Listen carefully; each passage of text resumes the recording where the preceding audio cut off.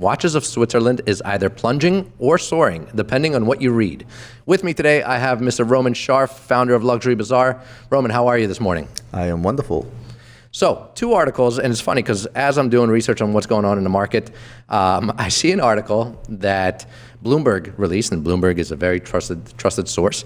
It announced that plunging shares of top Rolex retailer may be warning to red-hot watch market. I'm like, holy crap, Watches of Switzerland is dropping. It's in the shitter. And then following that, I found another article written a day later. We'll get into that, but let's go into the first article first. Watches of Switzerland Group, the top Rolex seller in the UK, plunged the most in more than 2 years as sales of luxury timepieces and jewelry in the US missed analyst forecasts. The stock dropped as much as 16.5% in London after the company reported weaker than expected sales for its fiscal third quarter on Thursday, particularly in the US. Watches of Switzerland reported a 17% increase in sales during the third quarter to 494 million, missing the analyst consensus. I'm sorry, I'm kind of laughing as I'm reading this because this is a prime example of mainstream media, just either they're trying to cause hysteria or just sell newspapers because these headlines are amazing. While demand for new Rolex watches has been strong, price for secondhand models, which typically trade at a premium to retail prices, have been falling sharply after an unprecedented rise in 2021 and the first quarter of 2022. What do you think about this article? What does it sound like? It sounds like everything is in the gutter. You want the short version or you want the long version? Let's go with the medium, mid. Okay, so the short version of it is very simple. Have you seen the trucks that ride around London warning people in regards to watch wearing safety? Have you seen that? I have not, no. There's an actual video of one of those billboard trucks, right? And it's actually an acronym. I forget exactly what it stands for, but it literally says that, before going outside, do you really need to wear your watch? Is your watch visible? The amount of robberies that have taken place in London alone, which is a humongous market, is insane. People are afraid to wear their expensive pieces. Oddly enough, I was in Mayfair walking around. Nobody's afraid to park their Bentleys and Ferraris outside, but yet you can't go outside wearing a fancy watch. The amount of robberies that have taken place have turned people off from purchasing. That explains the downfall of sales in the UK, of which, if I had to guess, London probably makes up a humongous chunk, if not the majority. Just this morning, I spoke with someone from London, my buddy Edward, and we discussed the London watch market. In particularly, I was discussing Nico with him and Nico's business, because Nico's in Northern Ireland, which is the UK. Now, Northern Ireland is a lot safer than London. You can actually wear a watch outside. And Edward said one thing. He said, Roman, remember, your market is not our market, i.e., our sales are not as good as your sales. Where it used to be vice versa. A while back when I first started, London was it. You could do so much business in London. And today, due to crime, those sales are actually falling because people are saying to themselves, why am I going to buy something just to keep it in the back of my safe? That's number one. I guess that was a medium version, if you will. On top of that, you have to consider currencies, right? As the British pound got so weak, all the sales were coming to us. I was buying a lot from London. Now the pound has rebounded a bit, and now that business is also gone. That business of me buying from the UK is also gone. Because if you think about the watch business, people always talk about retail sales. A lot of it is wholesale. When it comes to the United States, Watches of Switzerland decided to get into the secondary market here in the United States, much like Booker did. Mm-hmm. And Booker was the laughing stock of all of internet when they posted their pre-owned Rolexes, right? And one thing the big guys don't understand is that when this market dip happened, their exposure was a lot bigger than ours, number one. And number two, they're not the ones to say, oh, there's a dip in the market. I'm going to stop selling the Daytona for $55,000. I'm going to bring it back down to $35,000. They haven't done that. Neither has Booker or some of the other big boys, because you have robots working there. You don't have a department of buyers that communicates with the department of sellers almost instantaneously, like we do here, for example. It tells them, hey, that's not the market anymore. This is what I'm buying this stuff for. Our entire sales team is previewed to the dollar, to the penny, of what each and every item costs, what each and every item is when it comes in, and what to actually sell it for. Plus, we don't strive for 50, 60, 70% margin. It's a much more corporate culture over there where to make because of all the bureaucracy, to make one simple decision like, hey, the watch is not selling for 55 anymore, drop it down to 35, requires so many people to be involved, nobody wants to take the blame. And if the market is moving 100 miles an hour, imagine what happens then. And same miscommunication, or actually same speed of communication takes place on the buying end. Look, I've sold to big companies and the like of Watches of Switzerland or Booker, et cetera. I'm not going to mention any names, to the tune of millions. I was privy to what these people were paying us. I mean, this was a chain of stores, over 36 stores nationwide. I was privy to what they were paying us.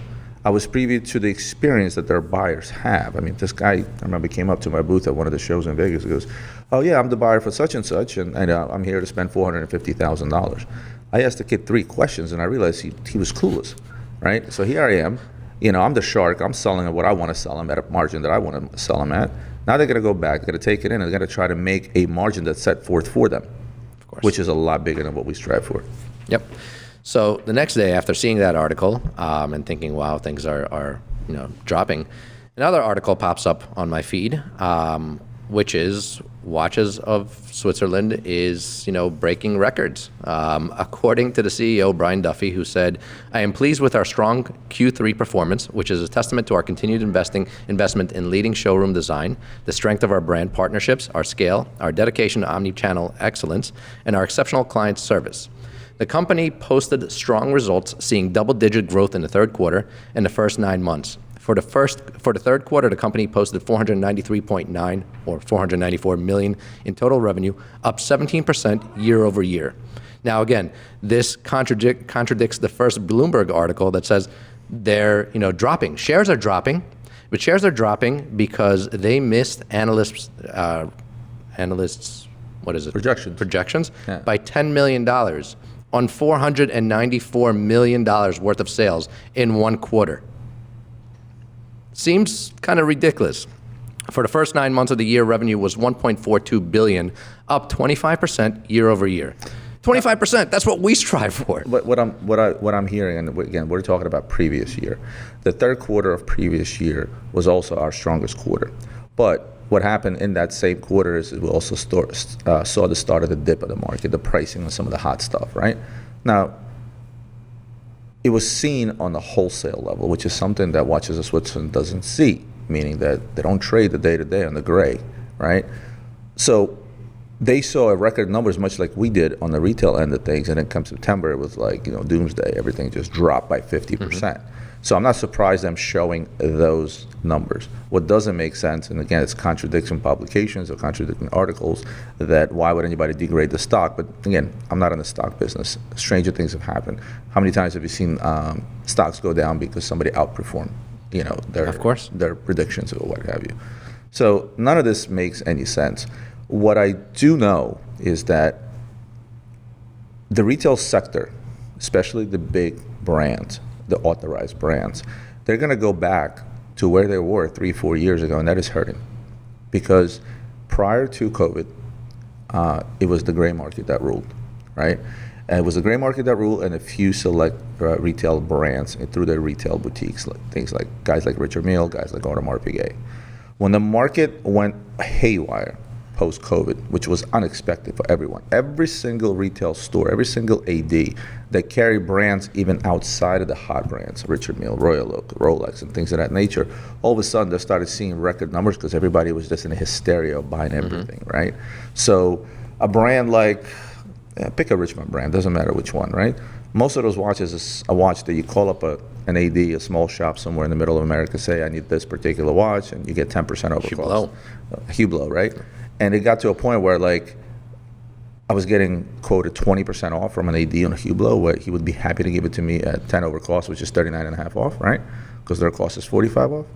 So these stores saw heydays in the last 3 years like I've never seen before. This reminds me going back to when the internet started. When I started on the internet, these ADs started to boom all of a sudden. Their business has doubled, has tripled, seemingly overnight with the rise of guys like us, because all of a sudden, a small store in Bumblefuck, Indiana somewhere that used to do, I don't know, $3 million with a brand a year is now doing $7 million. it raised a lot of flags too because they realized that they were selling onto the gray market, and it was the internet that was pushing this. The same type of stuff they saw in the last 3 years when you saw this humongous rise in just general luxury sales overall, because there was so much money on the street. I mean, we printed $1 trillion, right? It's all that money went where? To luxury. So not to go against what is currently happening in the market. Sure, Q4 was a shit show. Things, prices dropped, probably demand, it's hard to say whether demand dropped. I assume that demand is paused. It's it's awaiting to see what happens. How far will prices drop? But these are two articles about the same company, about the same quarter, and both have completely different views. This is like Fox and CNN, going against each other. Pretty much that. I personally don't really understand why this is. And all the information is coming directly from the company. It's just being written in two different ways. So yes, to not discount what's currently happening. Yes, prices have dropped. Demand has definitely slowed. I think a lot of it has to do with people that were purchasing watches specifically for the sake of reselling them. I'm about to throw you another curveball. You ready for this? So people are asking me what's going on in the market today, and I've been on social media and on YouTube talking about the fact that we're seeing an uptick in the market. And we don't just make those bold statements. We base it on actual data, actual sales within our own company. Selling this year, we should do at least 150 million is what we're projecting so far. And I can tell you it's a decent chunk of data to judge by. Here's the biggest issue that guys like Watches of Switzerland or your Bookers or anybody else out there that's a big chain type of store or powerhouse, if you will, here's the biggest issue they're going to have. There is an uptick in the market. And that uptick in the market is going to raise demand because the minute that people see, oh my God, yeah, the Royal Oak or the Rolex has dropped 30, 40, 50%, but now it's slowly creeping up. They're going to panic. They're going to start buying. It's going to increase, add fuel to that rise, that uptick that I'm talking about. The problem is the following. With the type of margins that a lot of these big shops are working on, be it on a secondary pre-owned market, is not going to be enough. The uptick is not going to be enough to sustain those margins, which means that the gray is going to beat out the ADs because they're still going to want to make the type of margin in a market that's not the same that it was a year and a half ago. And that's going to be the big curveball for them. That uptick is not going to be enough to upkeep the difference of their margins versus what the prices actually are. So I wonder how Rolex's pre-owned certification program is going to play into this. Again, you mentioned Bucherer, like the prices that they showed for their certified Rolex pre-owned watches they're ridiculous. It makes no sense. They were higher than the highest prices during the boom, right? A year ago. It's the certified pre-owned Rolex. Here's the thing, and this is Adrian always told me this. There's a certain type of client that is not a gray market client, period. No matter how much savings you show him, no matter how rare of a watch you may find for him, right? And I'm talking modern. Obviously, on the vintage end, it's a different ballgame. But there's a certain type of client that will not walk into a luxury bazaar tomorrow and buy a brand new stickered Rolex, even if I'm saving him $5,000. 100%. He will go to a booker, he'll pay 30% extra just to get that piece of paper, just to get that Rolex. That's not a majority of a client today, because today's day and age, everybody understands, especially when it comes to Rolex, that a pre-owned Rolex, that certified pre-owned piece of paper means nothing. And I can simply prove that the following way. If tomorrow two clients walk into my shop and they bring me two pre-owned Rolexes, one has regular Rolex card, regular box and papers, let's say. The other one has regular box and papers and also the certified pre-owned Rolex certification. You know what the difference I'm going to pay between 1 and 2 is? What? 0. Literally 0. It means nothing. Right? It's just like a good example, guys that come in here with a limited edition watch. Like, oh, my watch is so limited, it's watch number 1 out of 100. I said, it doesn't make a difference to me as a buyer. It may make a difference to a potential buyer, the type of buyer that wants nothing but a number 1 piece. But the value of the watch doesn't change just because that's number 1 or something is number 8. It's the same thing with this stuff. So that, people were saying that's it, is the end of the gray market. If anything, when that came out, I'm like, this is a great help. Because I'm selling a Submariner for $16,000. These guys are trying to charge $22,000 with an extra piece of paper. Who does that help more? Yeah. I mean, ultimately, what does that piece of paper do for the end user? It gives them a warm, fuzzy feeling inside. But guess what? When we sell a watch, we provide the same type of warranty. We stand behind our product. I have clients send me watches 5 years since they bought the watch. I still fixed it for them as a courtesy because they're a good client. Look, you have this aura about having that certified pre-owned Rolex piece of paper. 9 out of 10 individuals out there are so savvy right now. We don't no longer live in the world where everything is sort of hidden, mysterious, and it's the guy with the white gloves and the big suit and the dark boutique that's serving you champagne. That's all gone. People understand that a Rolex is a watch you can take, throw against the wall, and keep on ticking. You can not service. I'm going to go out there and tell you that you can take an average Rolex and not service it for over 10 years, and it will still keep good time. And that piece of paper at the end means nothing because that warranty period expires. So with this video, I'm not trying to discredit, again, I said it before, but not trying to discredit the fact that the market has changed, prices have dropped. We get comments like the market is dead, floating face down in the water. This is not to try to argue that, but my argument, and I just recently responded to a comment on one of our videos, that I don't consider this a crash. I consider it a correction. Where the prices were astronomical. Like with no, they were not attributed to anything other than the hype. You have to understand that this is still, people look at this correction, crash, whatever, call it whatever you want. It doesn't matter. You can label it whatever you want. What people are failing to realize is that how small of a percentage of overall watches that are out there actually took a crash or a big hit. People see what's visible to them. You take social media. If tomorrow I take 5 Royal Oaks of different colors and variations, and I put it on my palm, and I take a picture and I put it on Instagram, and then do the same thing with 5 Jaegers or IWCs or even Panerais, right? Not to mention Tag Heuers. How many likes do you think one photo is going to get versus the other? So what do people see most of? The most engagement is going to be on the hottest stuff. What was the hottest stuff? Nautilus, Royal Oak, Richard Mille, Rolex, right? But that makes up maybe less than 1% of the entire watch world. So when people talk about this correction, if I looked at the numbers overall and I took all watches across and their average pricing across over the last 3 years, it'll be less than 5%.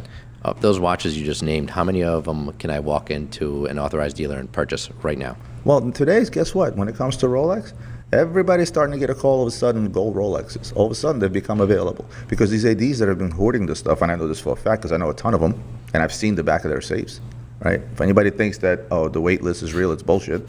Because guess what? And I don't blame them, because the amount of years they've spent having to buy 28 millimeter ladies Rolexes, a bunch of diamond encrusted diamond pieces that they could never sell because they were made to buy all that stuff. It was their time to shine and capitalize because they were squeezed by first of all, they were squeezed by the internet on one end, and they were squeezed by the manufacturers on the other end because they were opening up boutiques and taking away their stuff.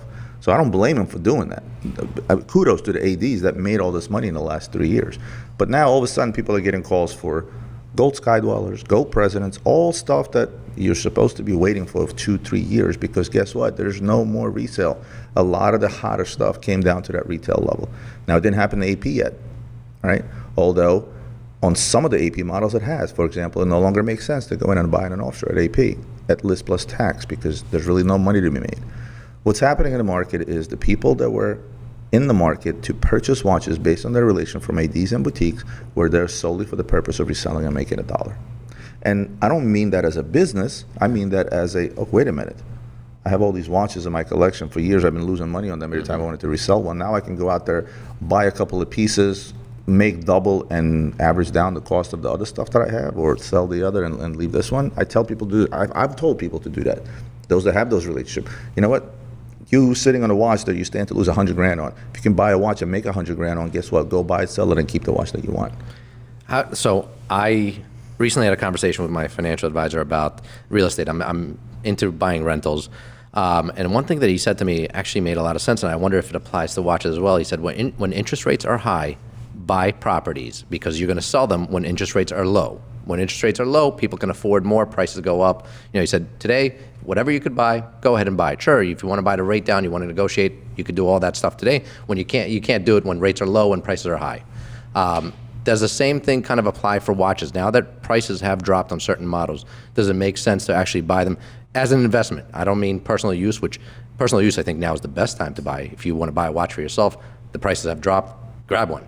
But as an investment, do you think it applies, the same sort of thing? Here's the key difference between real estate and the watch market. Number one, the watch market is not dependent on what the Fed rate is. Let's start there.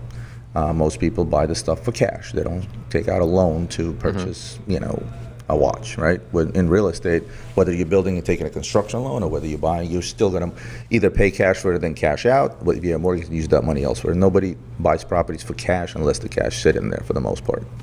You don't do that either, I know Nope. that, all right? So the key difference is the following. What you're missing in the real estate market is, number one, trends. What you're also missing in the real estate market is people that are able to move those trends. Think about the effect our friend Nico had on Hublo's sale alone. Yeah. Just think about it. Significant. Significant, right? If I was Hublo, I'd be paying. I'd buy him out. I'd be buying him out or paying millions of dollars to shut the fuck up. Yeah. I personally like Hublo. We still sell a lot of Hublo.